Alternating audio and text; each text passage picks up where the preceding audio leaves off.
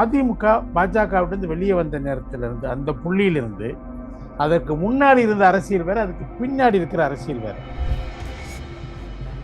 இந்தி தெரியாது போடான்னு சொல்லி இவங்க கோஷம் வச்சுட்டு இருந்தாங்க. ஆனா நிதிஷ்குமார் என்ன சொன்னாரு, இந்தி தெரியாட்டி இந்த மீட்டிங் விட்டு வெளியே போடான்னு இவங்களை சொன்னார். பாய மூடிட்டு தான் இருந்தாங்க, பேசல.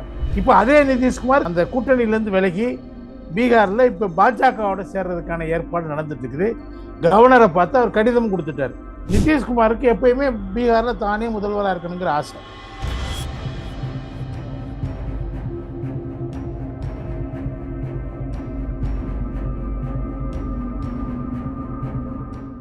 நேர்களுக்கு வணக்கம். மூத்த பத்திரிகையாளர், அரசியல் விமர்சகர் திரு கலை அவர்களிடம் பேசலாம். வணக்கம். வணக்கம்ங்க. தமிழக அரசியல்ல நீங்க ஒரு புள்ளியிலிருந்து பார்க்கணும். அதிமுக பாஜகவிலிருந்து வெளியே வந்த நேரத்திலிருந்து அந்த புள்ளியிலிருந்து அதற்கு முன்னாடி இருந்த அரசியல் வேற, அதுக்கு பின்னாடி இருக்கிற அரசியல் வேற. தலைகீழான மாற்றங்கள் வருது. இப்ப இந்தியா கூட்டணியில திமுக ஒரு லயபிலிட்டியா நினைக்கிறாங்க.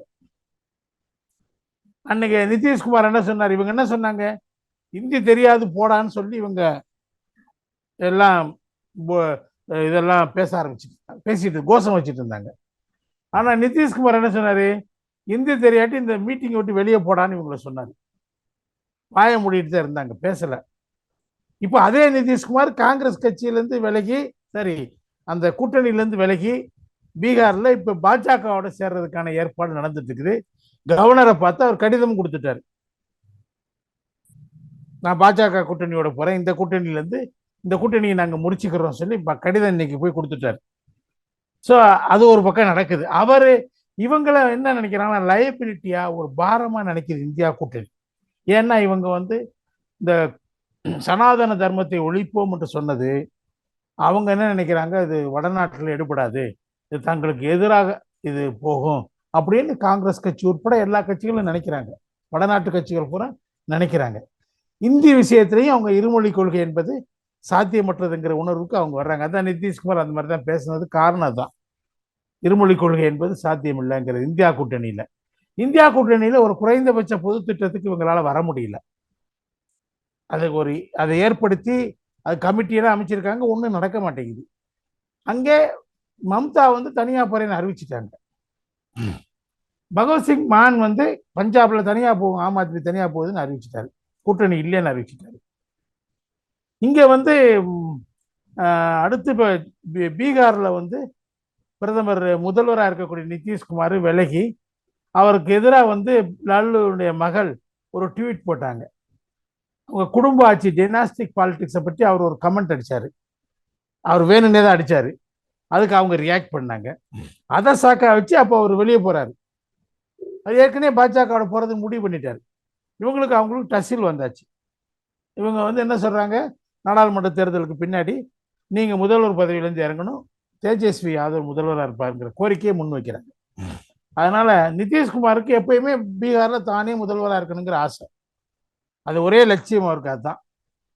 அதனால அவர் என்ன பண்றாரு, இப்ப பாஜகவோட போறதுக்கு முடிவு பண்றாரு. பேச்சுவார்த்தை நடத்திட்டு இருக்கு. முதல்வரும் பிரதமரும் ஒரு அரசு விழாவில் பீகார்ல 4ஆம் தேதி பிப்ரவரி 4ஆம் தேதி ஒன்னா கலந்துக்கிற போறதுன்னு முடிவு எடுத்துட்டாங்க. கவர்னர்கிட்ட கடிதமும் கொடுத்துட்டாரு.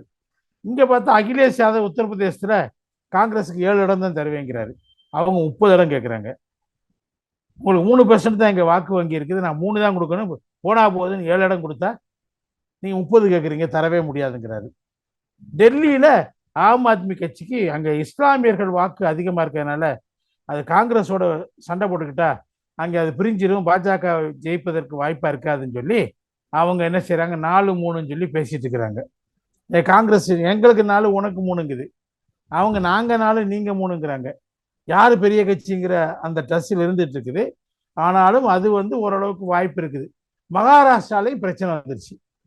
அங்கேயும் மகா கத்பங்கன் கூட்டணி அவங்க என்ன பண்ணிட்டாங்க, மகா விகாஸ் அகாடின்னு சொல்றாங்க இல்லையா, அதுல என்ன செஞ்சுருக்காங்க, இப்ப அது உத்தவ் தாக்கரே, நானும் 27 இடத்துல நிக்க போறேன், பாக்கி இடத்துல நீங்க வேணா நின்றுக்கோங்க, நான் நிக்கிறது உறுதி அப்படிங்கிற மாதிரி ஒரு வார்த்தையை பேசிட்டாரு.